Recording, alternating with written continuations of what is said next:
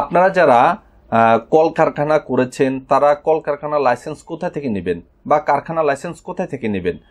সাধারণত আমাদেরকে এই ধরনের অনেকেই প্রশ্ন করে থাকেন। তো আপনারা কলকারখানা অধিদপ্তরে গিয়ে কলকারখানা লাইসেন্সের জন্য আবেদন করতে পারেন। আর আবেদনটা সাধারণত অনলাইনে হয়ে থাকে।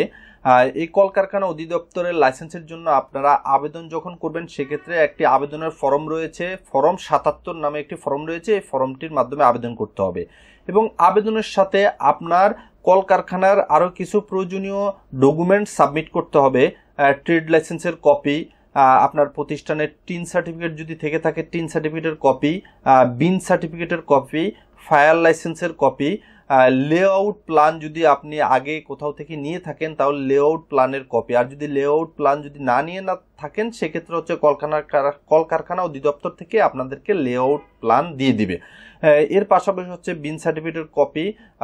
এছাড়া যদি মেমোরেন্ডাম থেকে থাকে, অর্থাৎ আপনার প্রতিষ্ঠানটি যদি লিমিটেড কোম্পানি হয়ে থাকে সেক্ষেত্রে মেমোরেন্ডামের কপি এবং কোম্পানির নামে টিন সার্টিফিকেটের কপি, এই তথ্যগুলো দিয়ে আপনি হচ্ছে কলকারখানা অধিদপ্তরের ওয়েবসাইটে গিয়ে আপনি হচ্ছে যে আবেদন করবেন।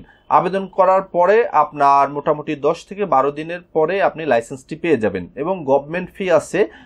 গভর্নমেন্ট ফি নির্ধারণ হবে আপনার প্রতিষ্ঠানের কতজন শ্রমিক রয়েছে ওই শ্রমিকের উপরে ডিপেন্ড করে ক্যাটাগরি নির্ধারণ হয়। এ বি সি ডি এভাবে 8টি ক্যাটাগরি রয়েছে। এই 8টি ক্যাটাগরির উপরে ডিপেন্ড করে আপনার গভর্নমেন্ট ফি নির্ধারণ হবে।